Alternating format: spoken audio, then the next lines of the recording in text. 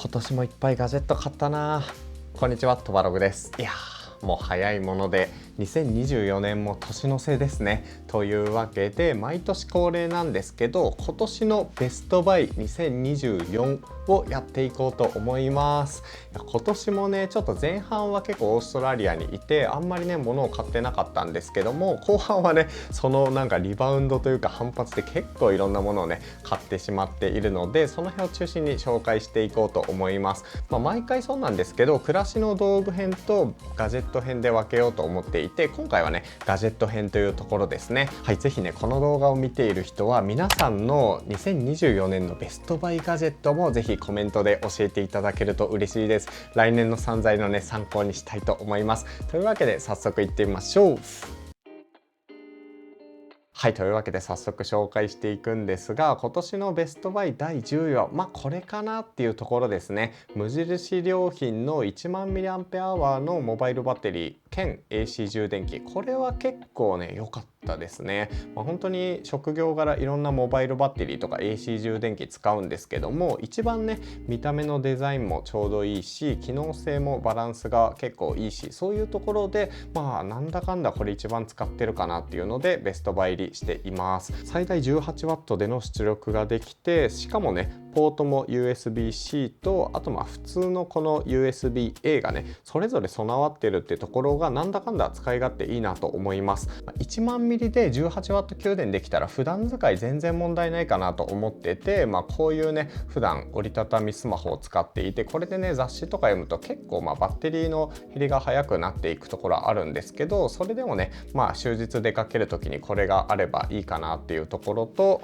あと微妙に充電が必要になってくるこういうヘッドホンとかマイクとか Wi-Fi ルーターとかね、充電し忘れてるけど充電しなくちゃみたいなやつももちろんねこれ1台で結構ね完全に充電ができるので、その辺の取り回しのしやすさがすごくいいですね。モバイルバッテリーとしてももちろんいいんですけど、一番いいのがこれですよね。結構充電し忘れてしまうっていう時もモバイルバッテリーあるんですけど、これさえあればある程度ね充電ができるカフェとかも最近は多いので、そういうところでとりあえず充電しつつ携帯も挿しとくかみたいな、そういう用途とかで AC 充電器としても問題なく使えるっていうところがやっぱ嬉しいところです。で、今時タイプ A なんか使わないでしょっていうところなんですけど、やっぱ時々ねこういうゲームボーイミクロとかを充電したいってなった時に、このね充電ケーブルでタイプ A のものがあるんですけど、そういう時にね微妙に必要になったりするので、例えば家の中でタイプ C の充電器しか使ってなかったとしても、そういうところで地味に効いてくれたのが嬉しいポイントって感じですかね。もちろんねパソコンを充電できるほどのパワーはないんですけど、日常使いだったらこれ結構いいなと思っているので、この辺ねベストバイトップ10入りとさせてもらっています。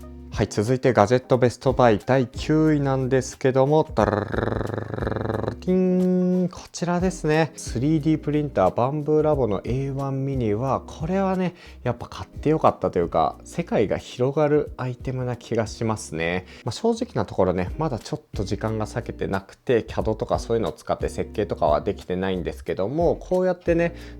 小物類とかをいろいろね自分の欲しいなと思ったやつをすぐにプリントアウトして実際に物として使えるっていうところがすごく面白いですね。何に近いのかな、感覚としてはやっぱり初めて iPod とかああいうウォークマンとかを買った時にインターネットサービスからね音楽をダウンロードして、でそれでローカル環境で初めて音楽が聴けるみたいな、その場にいながらこんなダウンロードしてアプリとかそういうの使えるのみたいな、その感覚に近くて久しぶりにねそれが巻き起こったアイテムっていう感じですね。3D プリンターに関しては今ね樹脂製のこういうのを装着していて、でこの先っちょからね、ここに印刷して物体を作ってくれるっていうものなんですけども、そこはねすごく可能性を感じています。結構ね作りたいな、こういうのがあったらいいなっていうのがあるんですけど、まだねCAD を使ってちゃんと設計したりとかねちゃんとインプットしなきゃいけない段階で、本当にウェブ上に転がってるそういう 3D データとかを印刷して今便利に使ってるぐらいなんですけど、もう少しねやっぱ自分のスキルを上げて使い込んでいきたいなと思いますね。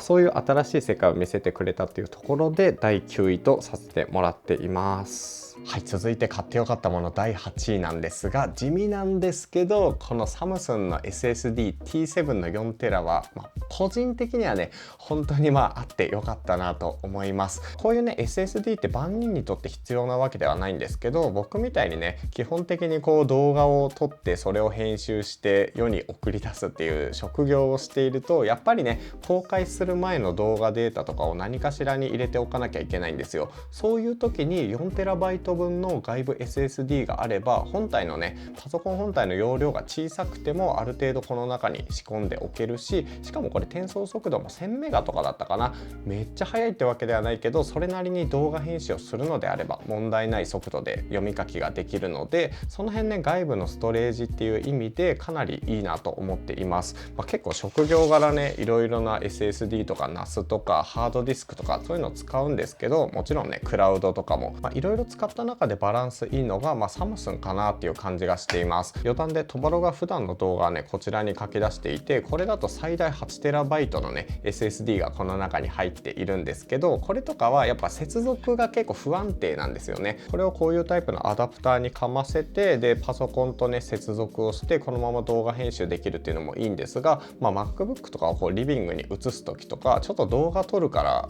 パソコンこうどかしておこうみたいな時にちょっと動かすとやっぱ接続が外れて再リンクが必要になったりとかもするので、そういう煩わしさとかを考えると、このサムスンの SSD はなんかここがねがっちりしてるのか、このままこうパソコンに接続してでこうやってねブラーンって落としちゃったとしても全然ね接続途切れることがなくて、あとパソコンをこうリビングに持って行ったり、なんならねこれ接続した状態でバックパックにしまっちゃったりもするんですけど、そういう時でも接続が切れずに、使い続けられるっていうのが、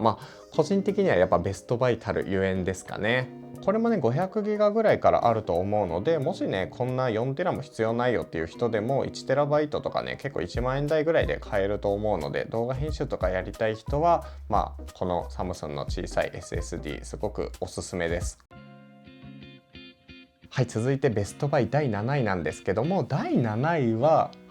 じゃんとこちらですね。いやこれは買ってよかったですね。キークロンの 90MAX9MK という10キーです。10キーなんですけど、ここのね普通の10キーだけじゃなくて、このね横に5列、あとここに4個、合計何個だこんな感じで10キー以外にも複数のキーがあるっていうところが特徴の10キーですね。10キーなんてどうやって使うのっていうと、トバログでは結構紹介してるんですけど、動画編集する時にここにね動画編集用のキーをガーって割り当てていて、拡大縮小とか、あとカットリップル削除とか、あとこっちのタイムライン、このラインからこっち全部消すとか、こっち逆にこっち消すみたいな、あと2倍速4倍速8倍速とか、そういうのをねあらゆるキーのよく使うカット編集でよく使うキーを割り当てて使ってるって感じです。でこれまでもこういうね10キーとかたくさん使ってきたんですけども、これがベストバイたるゆえんとしては、まず一つがあらゆるキーをね、マッピングできるっていうところですね。本当にソフトウェアが結構充実していて、 QMK っていうねソフトなのかな、ファームウェアみたいなのを使って結構本当にいろいろなもうキーを割り当てできます。ここにはスクショ割り当ててたり、動画とか、あとフ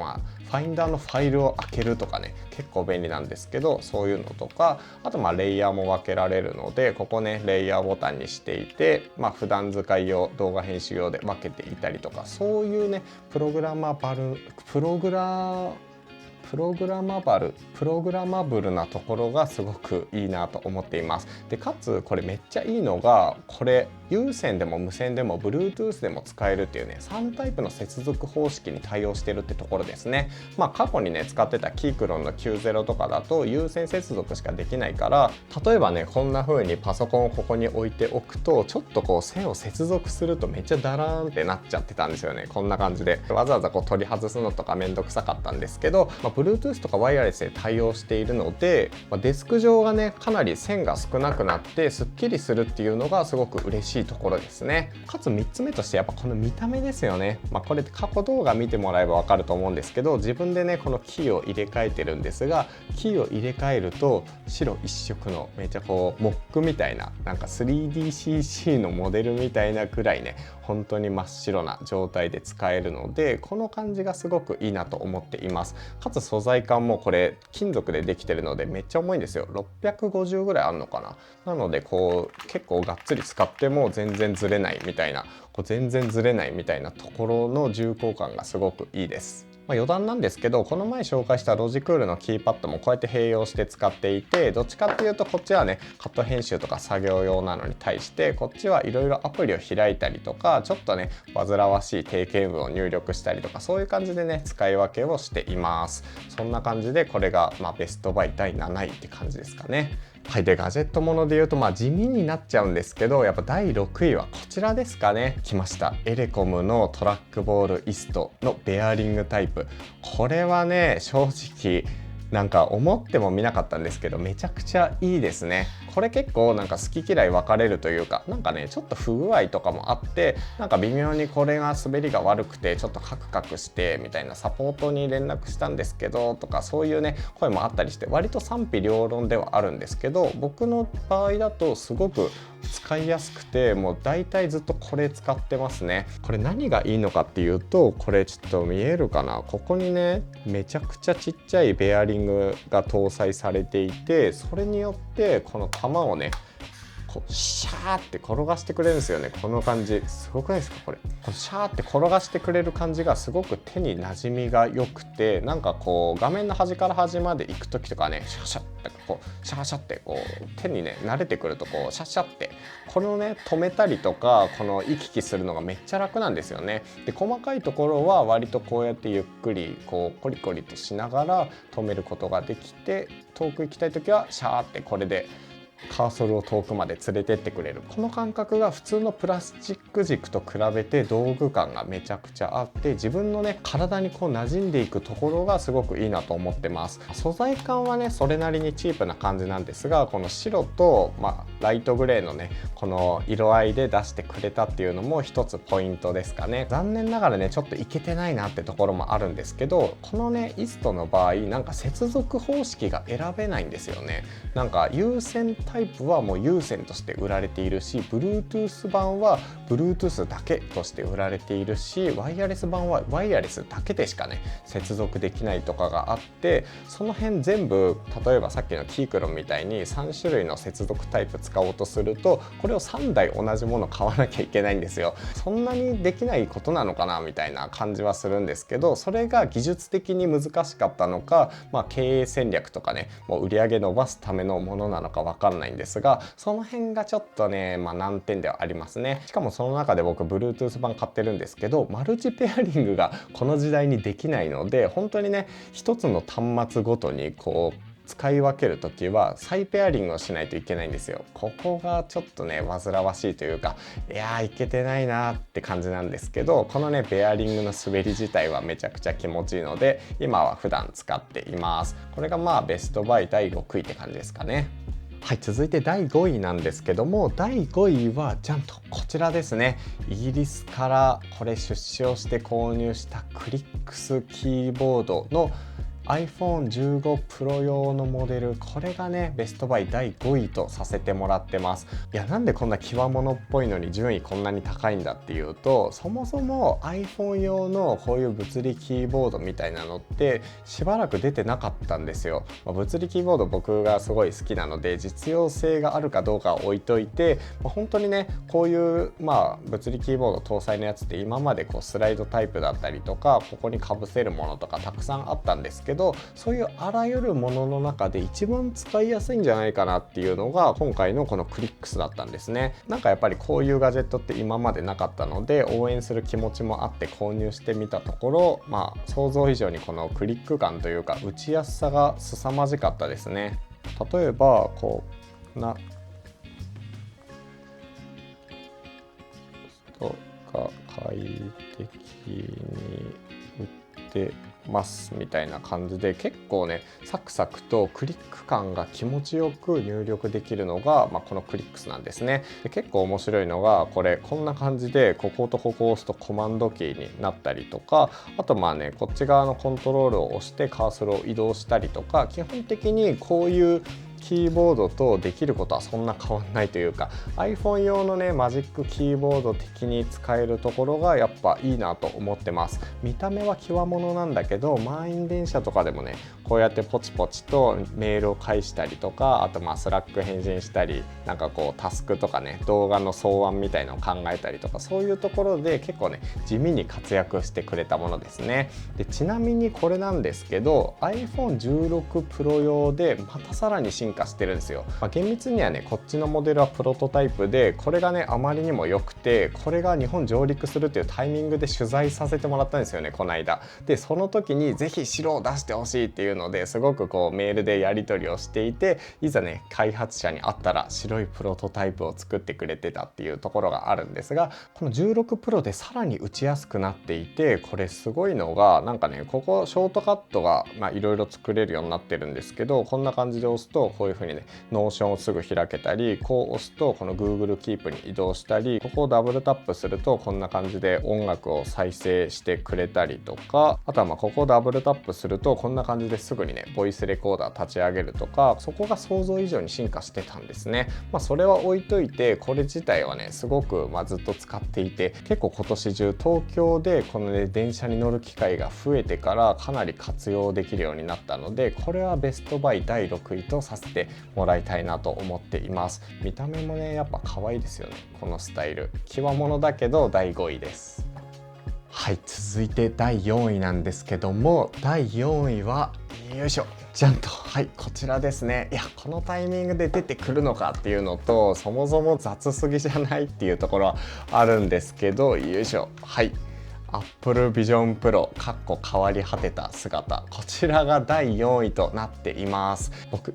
の中で Vision Pro は今年を代表するガジェットで、今年の漢字をトバログ選ぶなら Vision Pro と書きますっていうくらいね、本当に使っているというか、普段愛用しているものなんですけども、こちらが堂々のベストバイ第1位かと思いきや、個人的にはね第4位ぐらいかなっていうところで今これをね紹介しています。そもそも Vision Pro って何なのかっていうと、 Apple が出している空間コンピューティングデバイスですね。中身に OS とかが入っていて、これをかぶるとこ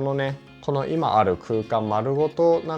パソコン化してくれるというか、ウィンドウを出してアプリをねいろいろ立ち上げて、ここ丸ごとで体感できるっていうのが一つ特徴なんですけど、ぶっちゃけ今のところやっぱアプリもそんなに多くないし、あとはスマホとかタブレットほど洗練された操作性ではないんですよね。でも僕の中では結構買ってよかったし、毎回使ってることとしてはやっぱこの MacBook と接続をするとめちゃくちゃいいディスプレイになるんですよ。それだけかよって感じなんですけど、本当に今のところそれ一点集中で、例えばこれガシッと接続するんですけど、こんな感じでつけるじゃないですか。でつけた後にこれちょっと改造してるんで、いろいろと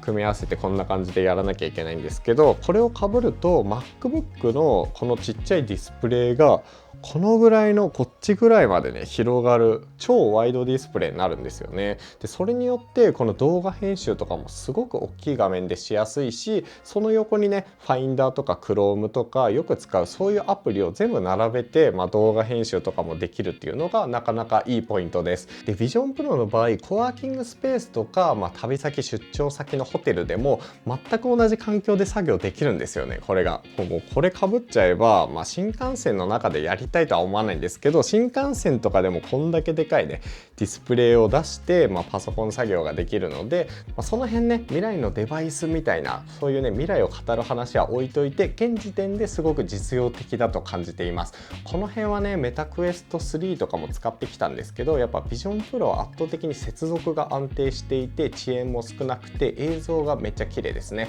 ここがやっぱ Vision Pro 高いだけあるんですけど、すごくいいなと思っているところです。自宅でもね基本的にこの画面か、ビジョンプロの画面を使って作業しているんですけど、これのメリットとしては、ここにねでっかいディスプレイ置いちゃうと動画撮る時にすごく大変になっちゃうんですけど、これだったら動画を撮る時はこれを外して下に置いておいて、でこのね手元もこの光とかがね全部邪魔されずに撮れるっていうのが1個メリットなのと、であと一番いいなと思うのが、これ前にもねドリキンさんも話してたんですけど、こうやって作業する時にめっちゃでかい画面ここにあるから首がなんか肩凝りにくくなるというか、首が疲れにくくなるんですよね。そこが正直、これを使う最大のメリットかなと思ってます。こういうちっちゃいノートパソコンの画面だとこうなるんで、首がすごく疲れるし、大きめのねディスプレイをここに置いたとしても、なんか気づいたらこういう格好になってるんですよね。大きいディスプレイここにあるのに微妙にこんな感じで打ってて、なんか気づいたらすごく疲れるっていうのがあるんですけど、なぜかビジョンプロはこうやっているうちに画面をね自分の好きな位置にこうやって動かすことができるので、その点で肩のね疲れ具合が結構軽減できるっていうところが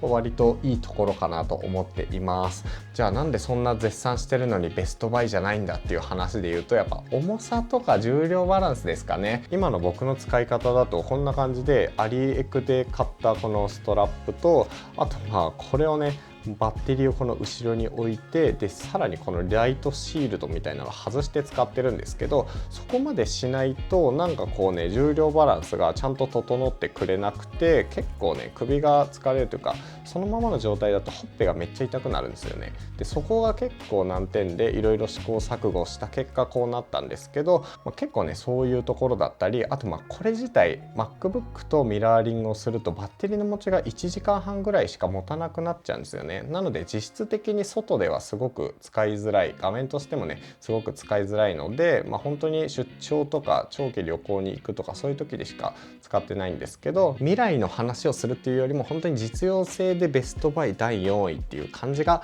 このビジョンプロです。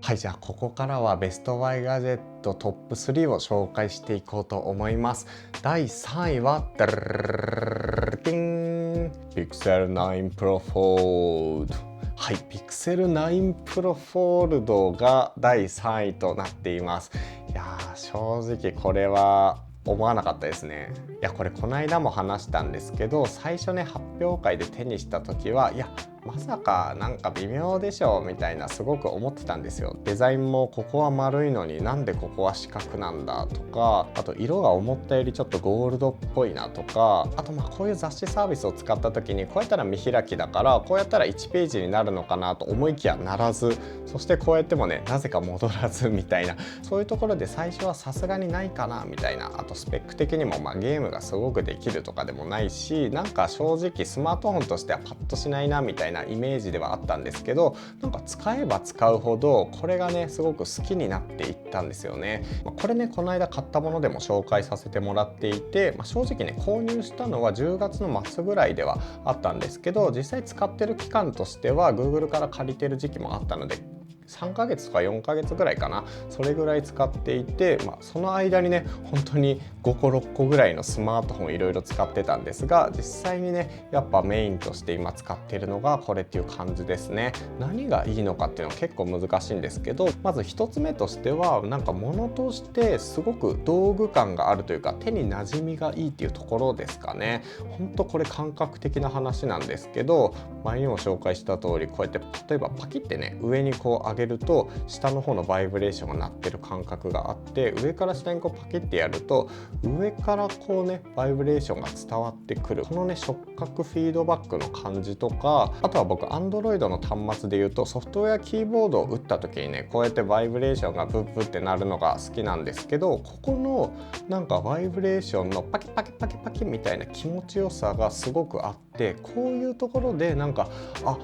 このやつ使ってて気持ちいいなみたいなところですごくね気に入っていったっていうのが正直あります。何なんだろうねこれで。あとこの UI とかもこれ本体の色がこの感じなんですけど、それに合わせてカスタマイズできるんですよね。Google の純正のツールでこんな感じで自分がねやりたい色とかそういう風合いとかをこんな感じでなんかそれっぽく壁紙に合わせてね色をこうなんか自動で選んでくれるんですよね。どんな感じがいいかみたいな。この壁紙も最初からピクセルに入ってたやつなんですけど、こういう中からそれっぽいものをねこんな感じで選んだりしていくと今のところこういう画面になったっていうわけですね。でこれ開くとこのままねここに置いたアイコンがちゃんと表示されていて、ここもかなり使いやすいなと思います。Galaxy のフォールドとかだとこのカバー画面とメインディスプレイで置いてるアプリの配置とか変わるんですけど、Pixel はここが同じなので正直これは結構使いやすいなって感じですかね。であと機能的な話で言うとこのメイン画面が普通のスマートフォンぐらいの比率なのでこれがすごく使いやすいです。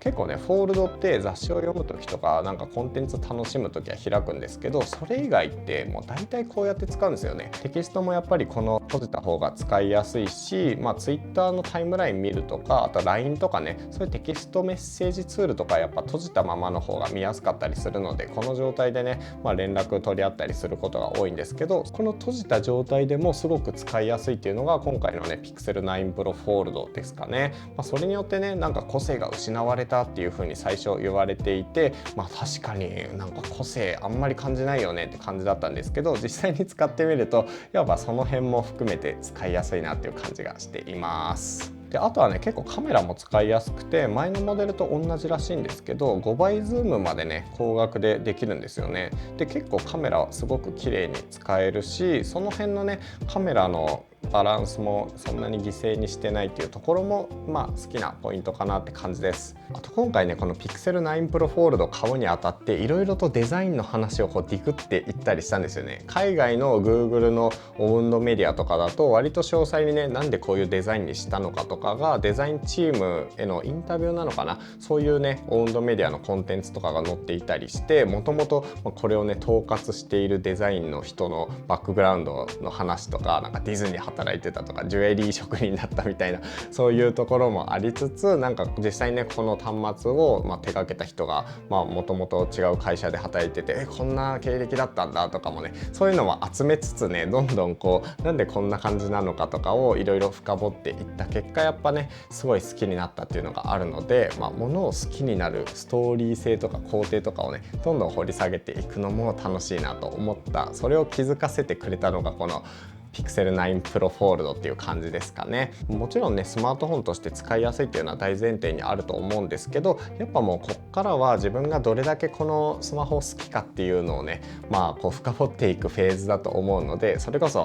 携帯時代の au デザインプロジェクトとかそういう感じだと思うんですが、そういう方向性になるにつれて自分はどういうなんか方向性のものが好きなんだろうとかがそういうのをね深掘っていくとすごく楽しいかなと思います。というわけでこれがベストバイ第3位です。はい、続いて購入してよかったもの第2位なんですけど、こ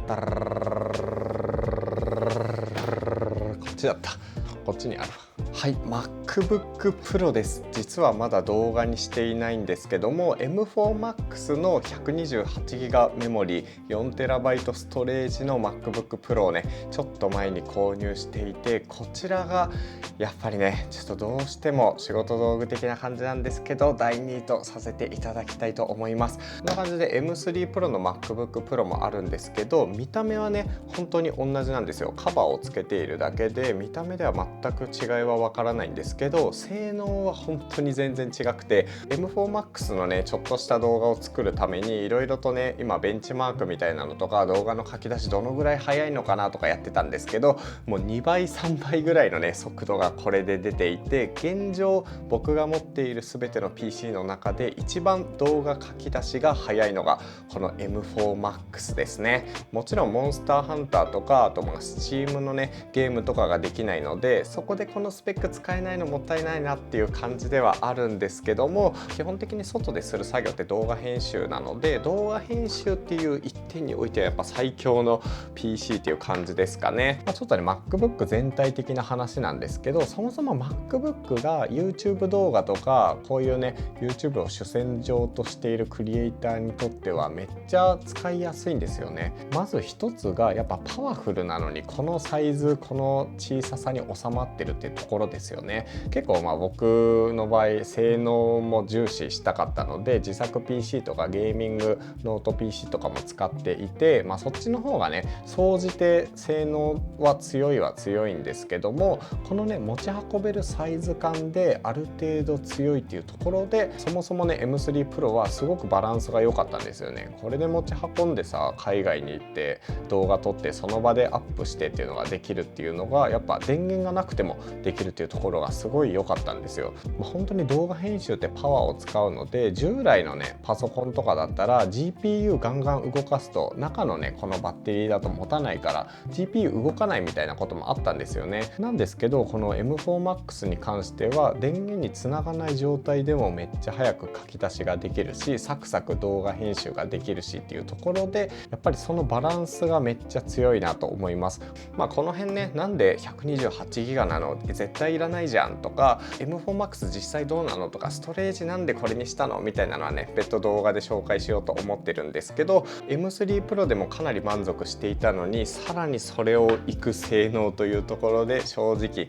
かなり驚いています。結構ねパソコン全体を見ていくと、軽さだったらやっぱ富士通のねパソコンが 600g 台でめっちゃ軽いとか、あとパワフルさだったら圧倒的にね自作 PC のこのねちゃんと GPU も4090とか強いもの積んでた方が早いとか、あとそもそも Mac だとゲームできないじゃんっていう話はあるんですけど、本当にね特化型というか YouTube 動画を撮ってそれを外でもね編集して書き出してすぐにアップロードするとか、そういうなんか尖った使い方だったらめっちゃ強いなと思って、僕のなんかライフスタイルというか僕の仕事のスタイルにはすごくマッチしてくれているっていう感じですかね。もちろんねその分これ92万円とかしたのかな、本当にめちゃくちゃ高いし、これもね中ぐらいのスペックなんですけど50万円とかするから万人受けするとかではないし、本当になんかプロフェッショナル向けというか、そういうね専門性の高い道具感はあるんですけども、自分の中ではこれがあることによってとりあえずこれだけを持っていけば、カバンに持っていけばどこに行っても動画編集できるしすぐアップロードできるみたいな、その辺のねなんか心のなんか安定感みたいなのがすごく得られるので、なんだかんだこれは気に入って使っています。この M4Max に関してはこれからねいろいろと使っていっていいかなと思ったところとか、そういうところもね詳細に動画まとめていきたいんですけど、これはねいろいろと考えた結果ベストバイ第2位とさせていただきます。はい、続いて第1位の紹介なんですけども、第1位ははい、こちらですね。 DJI Osmo Pocket 3、こちらが、今年のベストバイですね。これはちょっと地味なものというか YouTube 動画やらない人には、刺さらないものかなとは思うんですけども、これは動画の僕の中でスタイルをだいぶね今年変えてくれたカメラかなと思います。なんかちょっとねいろいろつけちゃってるんでわからないと思うんですが、こんな感じで今シリコンのやつをつけていて、こんな風に起動をするといつもよく見る DJI Pocket 3っていう感じですかね。こんな感じで、正直このカメラ今年一番インパクトが大きくて、何から話していいかなっていう話なんですけど、まず Vlog、全ての Vlog とか、あと取材先とか記者発表会、インフルエンサー向けの発表会とか全てこれ単体で撮っています。しかもそれ妥協でも何でもなくて、ちゃんとねこれで僕的にはね満足できるレベルの映像で撮れるっていうところがすごくいいんですよね。このサイズですからね、いつでもどこにも持ち歩いて、こうやってねなんならポケットに入れて使えるこの感じのカメラで、本当に画質も良くてオートフォーカスも効いて音もすごく綺麗で、しかもブレないとか、そういうところを考えると圧倒的だなって思います。このね DJI Pocket 3になる前の DJI Pocket 2も使っていて、それもね Vlog とかでこれまでも紹介してきたんですけど、それとはねちょっと次元が違うというか、センサーサイズが1インチになったことで、普通のこういう YouTube 動画とかでも自分の好きな色に乗せ替えて、公開できるっていうところが最高です。DJI Pocket 2 Vlog で使ってたんですけど、それ以外の記者会見とかだと最低でもね、こういうカメラタイプの、α6700 とかね、カメラプラスこういう自撮り棒を持って、本当にねブレさせたくない時はこういう感じのジンバルも持ち歩いて、これにね装着して記者発表会みたいなとか製品発表会使っていたんですけども、まずその辺が全く問題なくなったっていうのが一つありますね。なんなら最近はルームツアーとかカバンの中身みたいな撮影とかも割とねこれを使ったり、インタビューとかでもメインのねカメラはありつつもなんか手元のカメラはこれで2カメにするとか、そういう風にしても全然違和感ないですよね。ノイズも乗りにくいし、色もすごく綺麗な感じで撮れるし、いやここはちょっと最強です、これは。はい。で、なぜそこが最強なのかっていうのをちょっと具体的に話すと、まずセンサーが1インチになったっていうのはそうなんですけど、1インチっていうセンサーながらも全然こうノイズが乗らないっていうところが一つポイントですね。結構室内撮りとか暗い場所だとちっちゃいセンサーだとね、やっぱノイズが乗ってのっぴりしちゃうっていう問題が結構あったんですけど、 DJI Pocket 3に関してはその辺ねほとんど感じないというか、なんか事前のソフトウェア処理がすごくちゃんとしているみたいで、その辺がねすごく使いやすいです。で、2つ目としては色がね、これ10ビットのログ形式で収録ができるんですよね。前のモデルは8ビットのログで収録できない、なんかD シネライクみたいな感じだったんですけど、これに関しては本当に今この動画を撮ってるみたいに8ビットじゃなくて10ビットで撮れることになって、色のね載せた時に破綻しにくくなったりとか、あと本当にリッチな映像に仕上げやすいっていう、そこのね編集の寛容性もすごく高くなってます。正直 DJI Osmo Pocket 3とかいう名前もったいないなと思ってて、 DJI Osmo Pro とかなんかそういうプロ向けみたいなね方向に舵を切った言い方をしてもよかったんじゃないかぐらいの進化を感じますね。でかつこれ結構取材とかそういうね仕事向けでも使いやすくなったなと思うところとしては、これ単体だとねバッテリー持ちが1時間ちょいぐらいしか持たないんですけど、この外部のねバッテリーモジュールをこうカチャッと取り付けることで、これで2時間ぐらいはね持ってくれるっていう、連続撮影しても2時間半ぐらいは多分持ってくれるっていうところがやっぱ強いですね。しかもこれ自体も単体で売られているので、本当にね一日中の撮影とかだったらこれをね2個ぐらい持っておけば、ある程度こ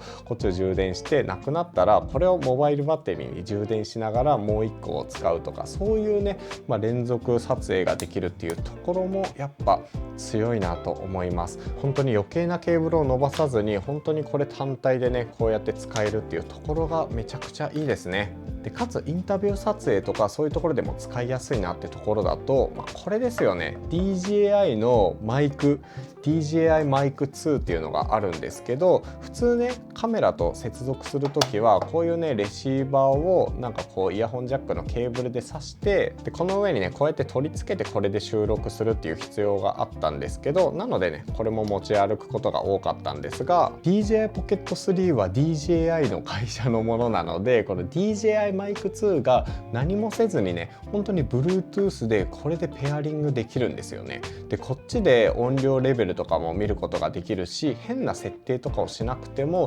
音割れとかもね本当にしづらくちゃんと収録できるので、例えば僕がこれをつけてインタビューしたい人にねこれを渡して、でこう対談でこんな感じで撮るっていうのも本当にシームレスにできるんですよ。でそもそもの DJI Pocket 3の音もすごくいいので、普通の Vlog だったら何もつけずにこれだけでもね全然問題なく撮れるんですけど、やっぱインタビューとかってなると音が結構重要だったりするので、そういう時にも、これとこれだけを持っていけばある程度もう完結してしまうっていう、いや強いですこれは。本当に今まで取材ってなると結構大掛かりな機材持っていったんですけど、これ自体がねもう三脚の雲台みたいにもなるから、こうやって置いといても結構いい感じで画角も決まるし、音も綺麗に撮れるし、バッテリー持ちも結構いい、しかもブレずに綺麗な色で収録できるっていう、そこら辺のバランスがなんかもうこういう Vlog カメラ界の iPhone みたいな、あらゆるねところをバランスよく撮ってくれているのが DJI Pocket 3かなと思います。はい、ベストバイたる言えばそんなところですかね。最初のスペックを見ただけでも、色が綺麗だしブレないみたいなね、そういうところですごくいいなと思ったんですけど、こうやって日常的にガシガシ使っていく中で、動画を撮らない日でもポケットに入れて持ち歩いて動画を撮るってなったら、すごく高いクオリティでいつでもねこう Vlog なり取材なりインタビューなりが取れるっていうところがやっぱめちゃくちゃ強いと思います。ここは正直本当にガジェット紹介する上での推しポイントとしては弱いんですけど、日常的にガンガン使っていくって考えると本当に良くて、そういう意味でねこれ今回のベストバイとしています。はい、